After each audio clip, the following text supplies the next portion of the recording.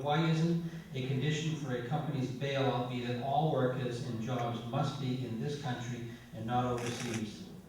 Because of the World Trade Organization. We are trying to do that. I did not vote for that, but we do have international treaty obligations under the World Trade Organization. That used to be the General Agreement on Tariffs and Trade. It's now the World Trade Organization. And it prohibits you from too explicitly favoring your own. The argument, of course, is that if everybody does that, then it'll be a retraction. I think we signed that too quickly, and we are trying to put some restrictions. We're trying to do some local provision, but the straight answer is that we have obligations under the World Trade Organization. They keep it, and what happens is, you say, well, right, so what? Well, under the World Trade Organization treaty, if we violate and some other nation brings an agreement, claim against us, they can then penalize American goods in other areas. So that's the difficulty we have in the strict enforcement of that. I have told the businessmen, again, I would like to be in a situation where those aren't even a constituent, but that's not going to happen until we've been once we've done a good job of giving the average American a pretty good chance at a job and full benefits, then there won't be as much justification for it. We are still there, but as I said, we're pushing against the limitations of the World Trade Organization in that regard. Okay, last question from Susan Haley in Hingham.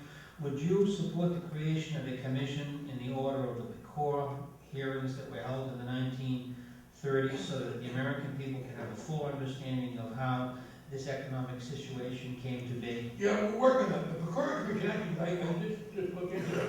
Ferdinand PCOR was a very tough New York lawyer who looked into, again, that goes to the analogy I made before between what we have to do now and what FDR and the Congress had to do in the 30s.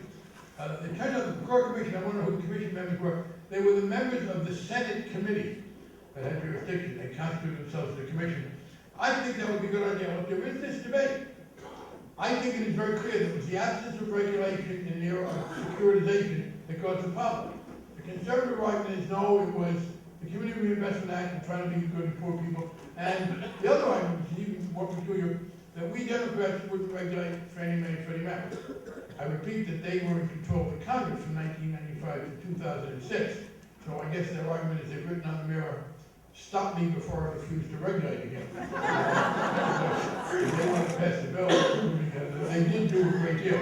And I think, yeah, I believe that would be important to show that. And we are working on that. The problem is, things have gotten so angry now that we probably, if we get it, we'll appoint the majority and you'd have a split verdict, but I'm still ready to take it. I was about to make a mistake myself and say things get too politicized.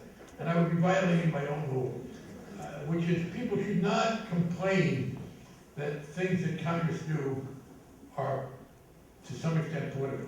They do have a very important rule that I think people should keep in mind. It's what I cited during the Terry Schiavo case, where people said, oh, this is terrible, but we don't want this decision to be made politically.